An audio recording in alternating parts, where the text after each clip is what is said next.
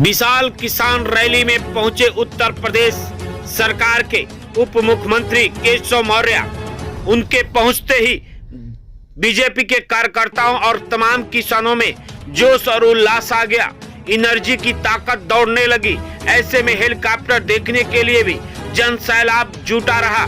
ये तस्वीरें देवरिया जनपद के रामपुर कारखाना विधानसभा के बरियारपुर इंटर कॉलेज की है, जहां उप मुख्यमंत्री केशव मौर्य पहुंचे तो बीजेपी के कार्यकर्ताओं ने बड़े माला के साथ फूल के साथ स्वागत किया और उनसे उद्बोधन भी किए। उन्होंने बताया सपा पे निशाना साधते हुए क्या कहा, सुने। पर यही निवेदन करने के लिए आया हूं, आग्रह करने के लिए आया हूं कि 2022 का यह जो विधानसभा चुनाव है यह एक निर्णायक चुनाव, इसमें तमाम देशी विदेशी शक्तियां सब लगी हैं।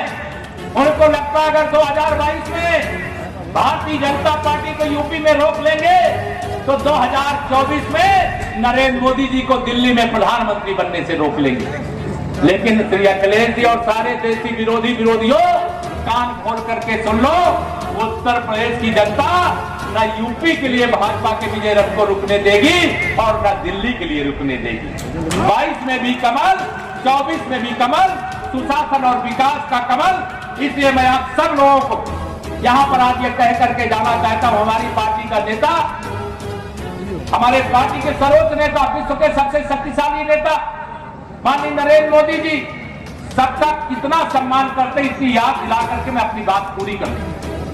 प्रयागराज में कुंभ लगा था, कुंभ का मेला 2019, माननीय नरेंद्र मोदी जी वहां नहीं बनते तो क्या अयोध्या में रामलला की जन्मभूमि पर भव्य मंदिर का निर्माण हो पाता? क्या जोर से बताइए, हो पाता क्या? आपने माननीय नरेंद्र मोदी जी को देश का प्रधानमंत्री बनाया, रामलला का भव्य मंदिर 500 साल बाद भव्य रूप से बन करके तैयार होने जा रहा है। आपने माननीय नरेंद्र मोदी जी को फिर से प्रधानमंत्री बनाया तो जम्मू कश्मीर से धारा 370 और 35 से सदा के लिए समाप्त कर देने का काम किया गया।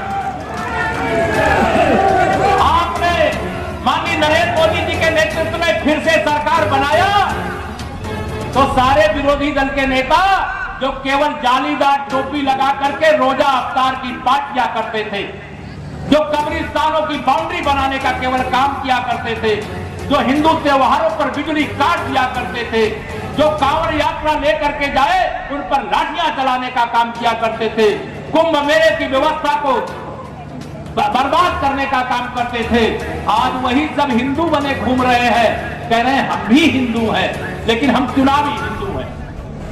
अगर काशी के अंदर बाबा विश्वनाथ का धाम जिसे औरंगजेब ने तोड़ा था, वहां खंडहर रूपा आप में से कई लोग पहले दर्शन करने गए होंगे, लेकिन बाद में कोई गया कि नहीं गया मैं नहीं जानता हूं। मैं तो गया था जिस दिन 13 दिसंबर को माननीय प्रधानमंत्री जी ने बाबा विश्वनाथ जी के धाम का लोकार्पण करने का काम किया और वहां लोकार्पण के कार्यक्रम में जाने के बाद गर्व की अनुभूति होती है।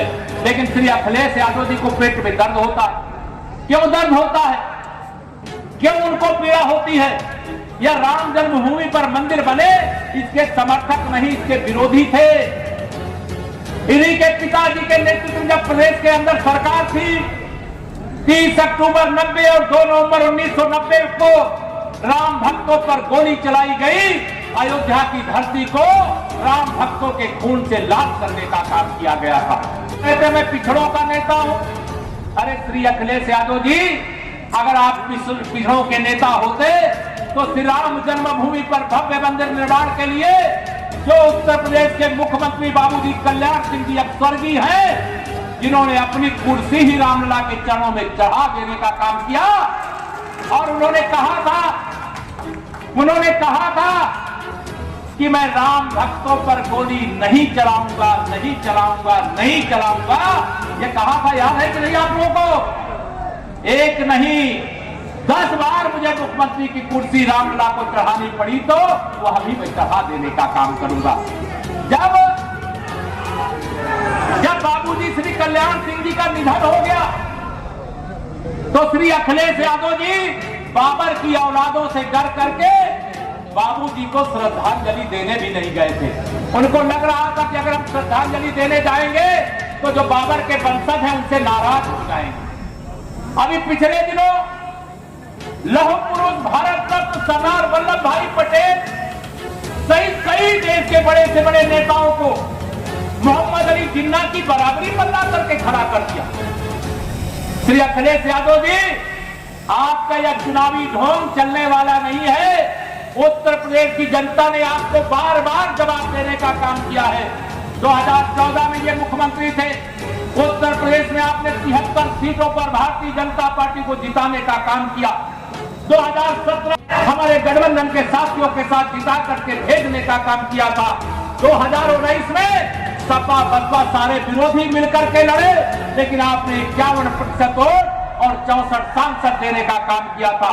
आज समाजवादी पार्टी की स्थिति एकदम पूरी तरह से बिगड़ चुकी है और मैदान से लगभग बाहर हो गए। और मैं कहा करता हूं समाजवादी श्री अखिलेश यादव जी, सपा अपना प्रयास अब 2022 के लिए बंद करे, क्योंकि कुछ नहीं बचा है सपा के लिए 2022 में। श्री अखिलेश यादव जी, अब कोई प्रयास करना है तो करो 2027 2022 में फिर से कमल का फूल खिलने जा रहा है। ये कमल सुशासन और विकास का है। यह कमल गरीबी मिटाने का है, किसानों की आमदनी बढ़ाने का है, नौजवान को भ्रष्टाचार मुक्त रोजगार दिलाने का है। इसलिए 2022 में सपा बसपा कांग्रेस तीनों एक हो जाएंगे, तब भी 300 से अधिक सीटें। अभी अखिलेश जी ने तंज किया कि सबका साथ सबका विकास, अभी अखिलेश यादव ने तंज किया कि सबका साथ सबका विकास नकली है। श्री अखिलेश यादव जी को इसलिए नकली दिखाई दे रहा है क्योंकि उनका इस समय स्वास्थ्य जरा मुझे लग रहा है ठीक नहीं है। 2014, 17, 19 लगातार हार गए, बड़े बड़े दावे कर रहे थे, उनकी जमीन खिसक गई है, उनके पार्टी में भगदड़ मची हुई है। भारतीय जनता पार्टी मजबूती से 2022 का चुनाव लड़ने जा रही है, जीतने जा रही है। फिर से एक बार पराजय का चौका उनको मिलेगा। आप चुनाव लड़ेंगे विधानसभा का? चुनाव तो जो भी सार्वजनिक जीवन